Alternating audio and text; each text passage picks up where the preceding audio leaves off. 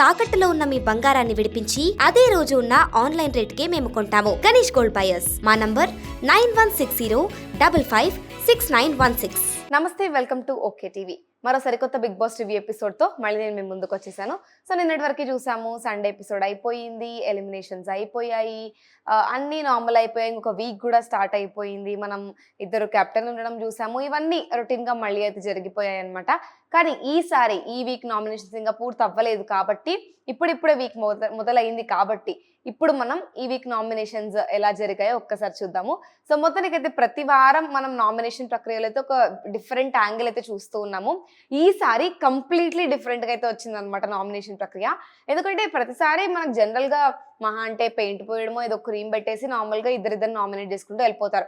కానీ ఈసారి అలా కాకుండా పవర్ అనేది సెపరేట్గా ఇమాన్యుయల్ అండ్ మన ఆయేషాకే ఎక్కువ ఉండిందనమాట. అంటే వాళ్ళు డిసైడ్ చేశాకే నామినేషన్ చెయ్యాలి అన్న ఒక యాంగిల్లో అయితే ఉంది. అసలు ఎగ్జాక్ట్లీ అదేంటో ఇప్పుడు ఒకసారి చూద్దాము. సో మొత్తానికి డే అయితే స్టార్ట్ అయిపోయింది. మన బిగ్ బాస్ హౌస్లో హాల్ మొత్తం అయితే బలూన్స్తో నిండిపోయింది అనమాట. అందరూ అనుకున్నారు, ఓ ఈరోజు ఎలాగో నామినేషన్స్ కదా అనుకుంటూ కొన్ని జోకులు అయితే వేసుకున్నారు అనమాట దానిపైన. సరే, ఇంక ఇదంతా వదిలిపెడితే కనుక మనం ఇప్పుడు ఒక్కసారి నామినేషన్ ప్రక్రియ ఎలా జరిగింది అని ఆలోచించినప్పుడు, సో స్టార్ట్ అయిపోయింది. ఇప్పుడు జనరల్గా ఆల్రెడీ మనకు తెలిసిందే ఇమాన్యుయల్ దగ్గర ఒక పవర్ అయితే ఉంది. మొత్తానికైతే ఏదైతే ఒక పవర్ ఉందో దాంట్లో మొత్తం 3 పవర్స్ ఉంటాయని మనకు తెలుసు. సో ఇప్పుడు ఆల్రెడీ ఒక పవర్ని అయితే ఎవరిని సేవ్ చేయాలి అన్న దానికోసం వాడేశాడు. ఇప్పుడు సెకండ్ పవర్ని ఇక్కడ మొత్తానికి ఇప్పుడు నామినేషన్ ప్రక్రియలో యూజ్ చేయాల్సిన ఛాన్స్ అయితే ఇప్పుడు వచ్చిందనమాట. సో అలాగే ఆయేషన్ కూడా. సో లోపలికి వెళ్ళి ఇద్దరు కలిసి బలూన్స్ పగలగొట్టి ఎన్ని దొరికితే అన్ని నామినేషన్ టికెట్స్ని కలెక్ట్ చేసుకొని ఇక్కడికి రావాలన్నమాట. సో ఫస్ట్ అయితే కలెక్ట్ చేసుకొని రమ్మని చెప్తారు. సరే అని చెప్పేసి అందరు వస్తారనమాట. వచ్చినప్పుడు ఇక్కడ మొత్తానికి ఇమాన్యుయల్కి 5 టికెట్స్ దొరుకుతాయి అండ్ ఆయేషాకి 3 టికెట్స్ దొరుకుతాయి అనమాట. ఆయేషాకి 3 టికెట్స్లో ఒక టికెట్ డైరెక్ట్ నామినేషన్, ఇంకొక 2 నార్మల్ నామినేషన్ టికెట్స్ అనమాట. సో ఇలా దొరికినప్పుడు అది వాళ్ళ దగ్గరికి వెళ్ళి అందరూ అడిగి ఆ టికెట్స్ని కన్విన్స్ చేసి తీసుకోవాలన్నమాట. అప్పుడే నామినేషన్ చేయడానికి ఒక పవర్ దొరుకుతుంది, లేకపోతే నామినేషన్ చేయడానికి పవర్ దొరకదు అని చెప్పేసి చెప్పారు. సో మొత్తానికి ఇప్పుడు ఇలా అనుకున్నప్పుడు, ఇప్పుడు ఇమాన్యుయల్ దగ్గర ఆల్రెడీ 5 ఉన్నాయి కాబట్టి ఇమాన్యుయల్ ఏమీ యూజ్ చేయకుండా అందరికీ ఇద్దామని డిసైడ్ అవుతారు. సో ఒక్కొక్కరు వచ్చి వాళ్ళ పాయింట్స్ ముందు పెట్టి అసలు ఎందుకు నామినేషన్ టికెట్ అవసరం, ఎవరిని నామినేట్ చేయాలనుకుంటున్నారు, ఏ రీజన్ పైన నామినేట్ చేయాలనుకుంటున్నారు అన్న ఇదితో ఇమాన్యుయల్ని కన్విన్స్ చేసి ఒక 5 మెంబర్స్ అయితే టికెట్ తీసుకున్నారనమాట. ఇప్పుడు ఆయేషా దగ్గరకు వచ్చిన అదే ఛాన్స్ వచ్చింది. ఎలాగో ఆయేషా చాలా క్లియర్గా ఉండింది అనమాట. డైరెక్ట్ నామినేషన్ టికెట్ నేను ఎవరికి ఇవ్వాలనుకోవట్లేదు, అది నేనే పెట్టుకుంటాను, మిగతా 2 టికెట్లు ఏవైతే ఉన్నాయో అవి నేను ఇస్తాను అని చెప్పినప్పుడు సరే అని సంజన జనరల్గా వెళ్ళి ఆయేషాని అడుగుతుంది అన్నమాట టికెట్. అప్పుడు ఆయేషా ఫన్నీ వేలో అంటది, నీ కొడుకులు వెళ్ళి అడగండి అని. దానికి కొంచెం సంజన ఫీల్ అయిపోయి వెళ్ళిపోతుంది. కానీ ఇక్కడ పాయింట్ ఏంటంటే సంజనకు అసలు టికెటే రాలేదు లాస్ట్కి. అప్పుడు ఇంకా ఎలాగో ఆయేషా దగ్గర ఒక టికెట్ మిగిలిపోయింది కాబట్టి ఆ సంజనకి ఇస్తుంది అనమాట. సో ఇది మనం పక్కకు ఉంచితే ఇప్పుడు మనకి 2 క్యాప్టెన్స్ ఉన్నారన్న విషయం అందరికీ తెలిసిందే. సో ఇప్పుడు ఇక్కడ ఇమాన్యుయల్ అండ్ గౌరవ్ లో ఇద్దరికి ఒక రెడ్ క్యాప్సల్, ఒక బ్లూ క్యాప్సల్ అయితే ఇస్తారనమాట. అలా ఇచ్చినప్పుడు ఒక క్యాప్సల్ చూస్ చేసుకోమని చెప్పినప్పుడు సుమన్ శెట్టి కొంచెం మనకు తెలిసిందే ఏం చేసినా కొంచెం ఫనీ వేలో చేస్తాడని చెప్పేసి అక్కడ నుంచి ఇక్కడికి నడుచుకుంటూ వస్తూ ఉన్నప్పుడు అక్కడ సుమన్ బ్లూ క్యాప్సల్ కావాలి అని అడిగితే గౌరవ్ ఉండి లేదు నేను ఫస్ట్ వచ్చాను, నాకు బ్లూ వద్దు, నాకు బ్లూ కావాలి, రెడ్ వద్దు అని చెప్తాడు. సరే అని చెప్పేసి అప్పుడు సుమన్ శెట్టి ఇంకా రెడ్ దగ్గరికి వెళ్ళి నిలబడి క్యాప్సల్స్ దగ్గర ఎవరి రెస్పెక్టివ్ క్యాప్సల్స్ దగ్గర వాళ్ళు ఉంటారు. సో ఇలా ఉన్నప్పుడు అప్పుడు బిగ్ బాస్ ఒకసారి క్యాప్సల్ ఓపెన్ చేసి చూడండి అని చెప్పినప్పుడు సుమన్ శెట్టికి సేవ్ యువర్ సెల్ఫ్ వస్తుంది అనమాట. గౌరవ్ కి సేవ్ సమ్వన్ అని వస్తుంది. సో మొత్తానికి ఇప్పుడు సుమన్ అయితే తనని తను సేవ్ చేసుకున్నాడు. సో ఇప్పుడు సుమన్ నామినేషన్స్ లో లేడనమాట. అండ్ గౌరవ్ వచ్చేసి ఎవరినో ఒకరిని సేవ్ చేయాలి అని అడిగినప్పుడు ఎలాగో గౌరవ్ క్యాప్టెన్ కాబట్టి ఎవరినో ఒకరిని సేవ్ చేయాలి, సో ఇది నేను ఎప్పుడు వాడాలో మీకు చెప్తాను అని ముందు చెప్తాడు అనమాట. సో ఇప్పుడు మొత్తానికి ఎవ్రీథింగ్ ఇస్ క్లియర్, అంటే నామినేషన్లకి ఎవరెవరికి టికెట్ వచ్చింది ఏంటి అనేది ఎవ్రీథింగ్ ఇస్ క్లియర్. ఎవరిని సేవ్ చేయాలి అన్న పాయింట్ పైన క్లియర్ గా ఉన్నారు, ఎవరెవరికి టికెట్లు వచ్చాయన్న దానిపైన మొత్తం క్లియర్ గా ఉంది. ఇప్పుడు మిగిలింది జస్ట్ నామినేషన్ ప్రక్రియ మాత్రమే. సో మొత్తానికి ఇప్పుడు ఇలా నామినేషన్ ప్రక్రియ స్టార్ట్ అయిపోయినప్పుడు మనకి ఎలాగో తెలిసిందే, మన ఆయేషా దగ్గర ఆల్రెడీ డైరెక్ట్ నామినేషన్ టికెట్ ఉంది కాబట్టి ఫస్ట్ తనే స్టార్ట్ చేసింది అనమాట. ఇక్కడ ఈ రోజు నేను ఎస్పెషల్లీ నామినేషన్ ప్రక్రియలో ఇద్దరు గురించి ఎక్కువగా మాట్లాడాలనుకుంటున్నాను. అదే ఇద్దరు నామినేట్ చేసిన వాళ్ళ గురించి, అంటే మొత్తం 4 గురించి మాట్లాడాలనుకుంటున్నాను. ఫస్ట్ అందులో వచ్చేది ఆయేషా అండ్ రితు చౌదరినే.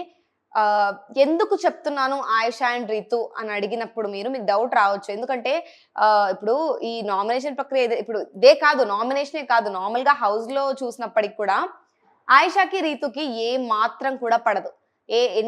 ఎన్ని రోజులు ఆయిషా వచ్చిందో, ఇంట్లో ఎన్ని రోజులయిందో ఆయిషా వచ్చి, ఇన్ని రోజుల్లో కూడా నేను ఏ రోజు రితు అండ్ ఆయిషా నార్మల్‌గా ఉండడం చూడలేదు. ఏ రోజు వాళ్ళిద్దరు నార్మల్‌గా బిహేవ్ చేయడం చూడలేదు. సో, మొత్తానికి ఇప్పుడు నామినేషన్ వచ్చేసరికి అది ఇంకా ఎంత ఇంక్రీజ్ అవుతదో మనం ఈజీగా ఇమాజిన్ చేసుకోగలుగుతాం. ఎందుకంటే ఒక చిన్న సింక్ విషయంలోనే వాళ్ళిద్దరూ తెగ గొడవ పడేసుకున్నారు. సో, అట్లాంటిది ఇప్పుడు నామినేషన్ అంటే ఇంకా హైప్ ఏ లెవెల్‌లో ఉంటదో నార్మల్‌గా ఇంకా నేను మీకేమి ఎక్స్‌ప్లెయిన్ చేయాల్సిన అవసరం లేదు. సో, మొత్తానికి ఇలా వచ్చినప్పుడు ఇంకా that is very clear, Ayesha direct nomination ఎవరిని చేస్తది అని చెప్పేసి. ఎందుకంటే ఈవెన్ ఆయిషా హర్‌సెల్ఫ్ ఇది చెప్పింది. ఏమని? ఇప్పుడు నేను డైరెక్ట్ నామినేషన్ పెట్టుకున్నప్పుడు ఇక్కడ నేను ఇది నా నామినేషన్ అనేది చాలా ఎవిడెంట్. నేను ఎవరిని నామినేట్ చేస్తాను అన్నది ఇట్స్ వెరీ క్లియర్ అనైతే ఆయిషానే చెప్పడం కూడా జరిగింది. సో, మొత్తానికి ఇప్పుడు ఆయిషా, రితు గట్టిగానే కొట్టుకున్నారు. సేమ్ పాయింట్స్ మళ్ళీ. ఇప్పుడు రితు ఏమో ఆయిషా చెప్పింది వినట్లేదు. ఊరికే మిడిల్‌లో ఇంటరప్ట్ అయిపోయి ఏదో మాట్లాడాలని చూస్తుందని చెప్పేసి ఆయిషా అంటుంది. సో, ఇలా అని చెప్పేసి మొత్తానికైతే ఇద్దరు గట్టిగా తిట్టుకున్నారు.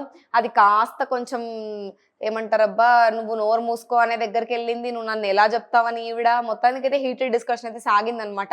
అంటే ఓవరాల్ నామినేషన్స్‌లలో చూసుకుంటే ఎక్కువగా వీళ్ళే హైప్ క్రియేట్ చేసి ఎక్కువగా వీళ్ళే కొట్టుకున్నారేమో అని నాకు అనిపించింది.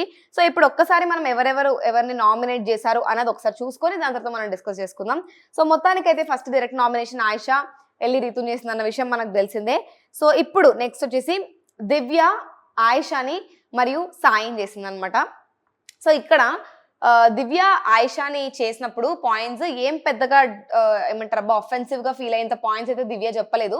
ఎందుకంటే దివ్య చెప్పిందంతా ఏంటి, మీరు యాక్చువల్‌గా ప్రతిదానికి ఓవర్ రియాక్ట్ అవుతున్నారు. కొంచెం ఏమన్నా మాట్లాడే ముందు, ఏమన్నా చేసే ముందు కామ్‌గా ఆలోచించి మాట్లాడండి. ఏదైనా టాస్క్ ఉన్నప్పటికీ, ఏమన్నా చేస్తున్నప్పటికీ చిన్న విషయాలకు కూడా మీరు అనవసరంగా రియాక్ట్ అవ్వడం అంత మంచిది కాదేమో అన్న ఒపీనియన్ అని చెప్పేసి దివ్య అయితే పాయింట్ పెడుతుందన్నమాట. Which is very genuine.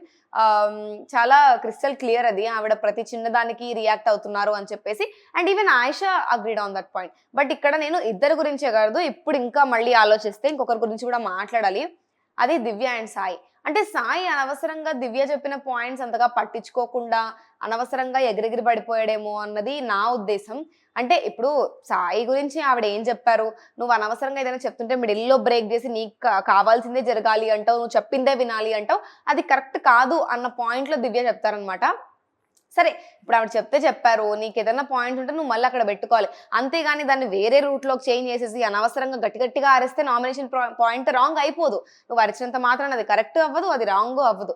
So, ఏదన్నా ఉంటే కొంచెం నెమ్మదిగా మాట్లాడుకొని క్లియర్‌గా ఏంటి, నువ్వు ఏ సిట్యుయేషన్ గురించి మాట్లాడుతున్నావు, దాన్ని అడ్రెస్ చెయ్యి అనే విధానం వేరేలాగుంటుంది. నువ్వు దాన్ని గట్టిగా అరిచేసి నేను కరెక్టే, నేను తోపు ఇయన్నీ పనికి రావని నా ఉద్దేశం నామినేషన్‌లలో.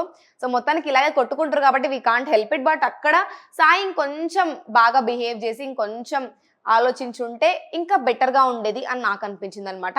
సో, మొత్తానికి దివ్య అయితే ఆయిషా మరియు సాయిని నామినేట్ చేసింది. నెక్స్ట్ వచ్చేసి రితు చౌదరి వెరీ ఆబ్వియస్. మళ్ళీ ఇప్పుడు ఒకరు నామినేట్ చేశారు కాబట్టి రిటర్న్‌లు మనము చేయకపోతే కరెక్ట్ కాదు. సో, అలా అని చెప్పేసి రితు వచ్చేసి ఆయిషా నామినేట్ చేసిందనమాట ఫస్ట్. సేమ్ మళ్ళీ ఇద్దరు పాయింట్లు ఒకటే ఉన్నాయి కాబట్టి దీని గురించి మనం పెద్దగా మాట్లాడుకోవాల్సిన అవసరం లేదు. బట్ నేను ఎందుకు వీళ్ళ గురించి చెప్పాలి అన్నానంటే అక్కడ జరిగిన డిస్కషన్ ఏదైతే ఉందో వాళ్ళు నార్మల్‌గా వాళ్ళకి తెలిసిన పాయింట్సే కాబట్టి అవి చెప్పేసి కూర్చొనుంటే అయిపోయేది. అనవసరంగా ఎక్స్‌ట్రా మాటలు మాట్లాడేసి ఎక్స్‌ట్రాగా గొడవ పడిపోయారని నాకు అనిపించింది. అందుకని నేను వాళ్ళ గురించి మాట్లాడాలి అన్నాను. సో, నెక్స్ట్ వచ్చేసి ఇప్పుడు రితు రాముని కూడా నామినేట్ చేసిందనమాట. రాముని నామినేట్ చేసినప్పుడు రితు అన్నారు, "నువ్వు ఈ మధ్య గేమ్ నీది కనబడట్లేదు. ఎంతసేపున్నా నువ్వు ఏదో సేఫ్‌గా ఆడుతున్నట్టు నాకు అనిపిస్తుంది" అన్న పాయింట్స్‌తో అన్నాడు. దానికి రాము కొంచెం రెచ్చిపోయి, "నాకు తెలుసు నువ్వు ఎవరెవరి హెల్ప్ తీసుకుంటున్నావో, నువ్వు ఎంత ఫేక్ గేమ్ ఆడుతున్నావో, నువ్వు ఎన్ని స్ట్రాటజీలు వాడుతున్నావో అన్నీ నాకు అర్థమైనాయి. నీకంటే బెటర్‌గా నేనే గేమ్ ఆడతాను" అన్న పాయింట్‌లో రాము అయితే ఇక్కడ పెడతాడనమాట తన పాయింట్స్. సరే, ఇంకా ఏదైతే అది అయ్యింది. ఇప్పుడు ఇవన్నీ మనం పక్కకు పెట్టేస్తే నెక్స్ట్ వచ్చేసి ఇప్పుడు రమ్య. నేనిప్పుడు మాట్లాడాలనుకుంది రమ్య, తనుజ గురించి కూడా. ఎందుకు అంటే ఇప్పుడు నాకు డే 1 నుంచి నేను చెప్తూనే ఉన్నా, మాధురి, రమ్య గొంతు కొంచెం తగ్గించుకుంటే బావుంటుంది. వాళ్ళు మాట్లాడే మాట తీరు కొద్దిగా మార్చుకుంటే బావుంటుంది అని. సో, ఇక్కడ రమ్య ఇప్పుడు తన పాయింట్స్ పెట్టాలి అనుకున్నప్పుడు ఐ థింక్ ఇప్పుడు భరణి వెళ్ళిపోవడానికి తనుజకి సంబంధం లేదు. ఇప్పుడు ఏదైతే జరిగిందో అది ఆడియన్స్ డిసైడ్ చేశారు, వాళ్ళు పోల్ పెట్టారు, వాళ్ళు ఓట్స్ వేశారు కాబట్టి భరణి బయటికి వెళ్ళాడు. ఇప్పుడు భరణి తన గేమ్ ప్లే వల్ల అయి ఉండొచ్చు, తను బిహేవియర్ వల్ల అయి ఉండొచ్చు, అది ఆయన సొంత డెసిషన్. ఎందుకంటే ఆయన ఏమి పాలు తాగే పిల్లోడు కాదు. ఇప్పుడు తనుజ మ్యానిపులేట్ చేస్తానో, దివ్య మ్యానిపులేట్ చేస్తానో, మ్యానిపులేట్ అయిపోయి గేమ్ మొత్తం పక్కకు పెట్టేసి ఏదో కూతురు చెల్లి బాండింగ్ కోసం ఆయన బిగ్ బాస్ వెళ్ళలేదని నా ఒపీనియన్. అంటే ఇప్పుడు మనము ఏం చూసినా కూడా ఒక ప్రాక్టికల్ యాంగిల్లో చూడాలి. అక్కడ ఎవ్వరూ చిన్న పిల్లలు కాదు, ఆయన ఏం చిన్న వయసు కాదు. కాబట్టి ఇప్పుడు ఆయన ఎవరో ఏదో చెప్తే ఏదో రెచ్చిపోయి దానికి మ్యానిపులేట్ అయిపోయి ఏదో మాట్లాడేస్తాడు అనుకోవడం నిజంగా కరెక్ట్ కాదనమాట. సో ఇప్పుడు అనవసరంగా రమ్య ఇక్కడ తనుజని బ్లేమ్ చేసింది అని నాకు అనిపించింది. ఆ పాయింటే అన్నెసెసరీ. ఇప్పుడు రమ్యకి ఏదైనా పర్సనల్గా తనుజతో ఉంటే ముఖం మీద చెప్పాలి, నాకు నీతో ఉంది అందుకే నామినేట్ చేస్తున్నా అని. అంతేగాని నీ వల్లే భరణి వెళ్ళిపోయాడు, నీ వల్లే భరణి గేమ్ ప్లే మొత్తం గ్రాఫ్ పడిపోయింది, నీ వల్లే మొత్తం జరిగింది అనడం కరెక్ట్ కాదు. అండ్ ఆల్సో ఇక్కడికి వచ్చినప్పటి నుంచి కొంచెం ఎక్కువగానే మాట్లాడింది, ఎక్కువగానే పదాలు వాడింది, అన్నెసెసరీగా మాట్లాడాల్సినవి కూడా మాట్లాడింది. మొత్తానికైతే రమ్య చెప్పిన పాయింట్స్ అన్ని నాకు అసలు ఎక్కడా కూడా ఏ వైపు నుంచి అప్లికబుల్ అనిపించలేదు. సో ఇలా అయితే రమ్య తనుజని అయితే నామినేట్ చేయడం జరిగింది అనమాట. సో మొత్తానికి ఈ డిస్కషన్ అయిపోతే నెక్స్ట్ వచ్చేసి మన సాయి వచ్చేసి పవన్ కళ్యాణ్ నామినేట్ చేస్తాడనమాట. సో అంటే స్టార్టింగ్ లో ఆయన ఇప్పుడు సాయి దగ్గర పవర్ ఎందుకు ఉండకూడదు అని అడిగినప్పుడు పవన్ ఎప్పుడైతే నాగార్జున గారు వచ్చినప్పుడు పాయింట్ రేజ్ చేసి చెప్పాడో నాకు తెలిసి అప్పుడే సాయికి అక్కడ నుంచే కొంచెం ప్రాబ్లం వచ్చినట్టు అనిపించింది. బట్ ఇదేం అంతగా హీటెడ్ డిస్కషన్ అవ్వకపోయినా కూడా తన పాయింట్స్ తను బయట పెట్టాడు, మాట్లాడుకున్నారు, ఇక్కడతో సార్ట్ అయిపోయింది, నామినేషన్ అయితే అయిపోయింది అనమాట. సో లాస్ట్ మనం ఒకసారి చూసుకుంటే నెక్స్ట్ ఇప్పుడు తనుజ వచ్చేసి మళ్ళీ అగైన్ రమ్యని ఎలాగో తనుజ చేసింది కాబట్టి తనుజ కూడా సేమ్ పాయింట్స్ ఉండిన్నాయి. సో రమ్యని తనుజ కూడా నామినేట్ చేసింది అనమాట. సో సేమ్ అగైన్ మళ్ళీ ఇదే పాయింట్స్ తో ఆమె అప్పుడు కొంచెం రివర్స్ లో ఇప్పుడు రమ్యని అలా చేసింది అని మనం అనడం కరెక్ట్ కాదు. ఎందుకంటే తనుజ కూడా ఇక్కడ కొంచెం ఎండ్కి వచ్చరికి తన పాయింట్స్ చెప్పాక అక్కడితో ఆగిపోయి ఉంటే బాగుండేదని నాకు అనిపించింది అనమాట. ఎందుకంటే లాస్ట్కి వచ్చరికి అనవసరంగా 2 చేతులు కలిస్తేనే చప్పట్లు వస్తాయి, ఒక్క చేత్తో విజిల్ చాలా పవర్ఫుల్గా ఉండే, ఇవన్నీ కొంచెం అంటే అనవసరం, చాలా అన్నెసెసరీ టాక్స్ అయిపోయినాయి లాస్ట్ లో. ఇది అంత ఇంపార్టెంట్ ఏం కాదు ఇప్పుడు అక్కడున్న పాయింట్ కి అని నాకు అనిపించింది. ఇద్దరు వైపు నుంచి తప్పు చేశారు, ఇక్కడ ఎవ్వరూ తక్కువ కాదు, ఇద్దరు నుంచి ఇద్దరు కొట్టుకున్నారు, తిట్టుకున్నారు, ఇదంతా కొంచెం వియర్డ్ అయిపోయింది అనమాట. సో మొత్తానికి తనుజ అయితే రమ్య నామినేట్ చేసింది. నెక్స్ట్ కళ్యాణ్ వచ్చేసి సంజన నామినేట్ చేశాడు. ఇక్కడే ఒక ట్విస్ట్ ఉంది. యాక్చువల్గా ఇమాన్యుల్ దగ్గరికి వెళ్ళి పవన్ కళ్యాణ్ టికెట్ అడిగింది తనుజను నామినేట్ చేయడం కోసం. అంటే తనకేదో పాయింట్స్ ని అందరూ తనుజని నామినేట్ చేయడం డిఫరెంట్, కళ్యాణ్ పాయింట్స్ చెప్పి తనుజని నామినేట్ చేయడం డిఫరెంట్. ఎందుకంటే పాస్ట్ 1 వీక్ నుంచి చూస్తూనే ఉన్నాము కళ్యాణ్కి తనుజకి జరుగుతుందని మధ్యలో చాలా మంది అయితే చాలా రకాలుగా మాట్లాడుకున్నారు, అది ఇంకా ఎవరు క్లియర్ చేయలేదు. కాబట్టి ఇప్పుడు ఇక్కడ ఉన్న పాయింట్ ఆఫ్ టైంలో వాళ్ళిద్దరు ఆల్రెడీ గేమ్ ఆడారు వైల్డ్ కార్డ్ దానికోసం. సో కాబట్టి ఇప్పుడు ఏదైనా పాయింట్స్ ఉంటే ఇప్పుడు అడిగింది కూడా ఇమాన్యుయల్ని తనుజని నామినేట్ చేయడం కోసమే అన్నప్పుడు ఆయన ఆ పాయింట్ చెప్పకుండా సడన్ గా ప్లేట్ తిప్పేసి సంజనని నామినేట్ చేశాడు అనమాట. సంజనని నామినేట్ చేయడం కూడా ఏ రీజన్ చెప్పాడు అంటే, మీరు మొత్తం ఇంట్లో జెన్యున్ పర్సన్ అంటే మీరొక్కళ్ళే మాస్క్ లేకుండా ప్రాపర్ గా ఆడుతున్నారు, అది 5 వీక్స్ వరకు మాత్రమే.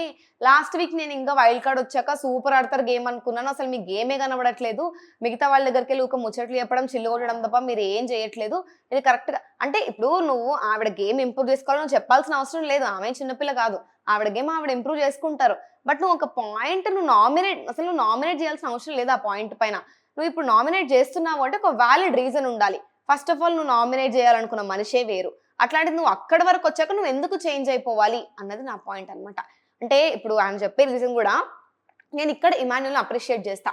సంజనని నామినేట్ చేసి వెళ్ళిపోయాకంటే నాకు ఎట్లా అనిపించింది అంటే, ఇంక ఇప్పుడు తనుజని చేయకూడదు అని ఆయన ఫిక్స్ అయ్యాడు కాబట్టి ఎవరు దొరకక సంజనని నామినేట్ చేసాడని నా పాయింట్ అనమాట.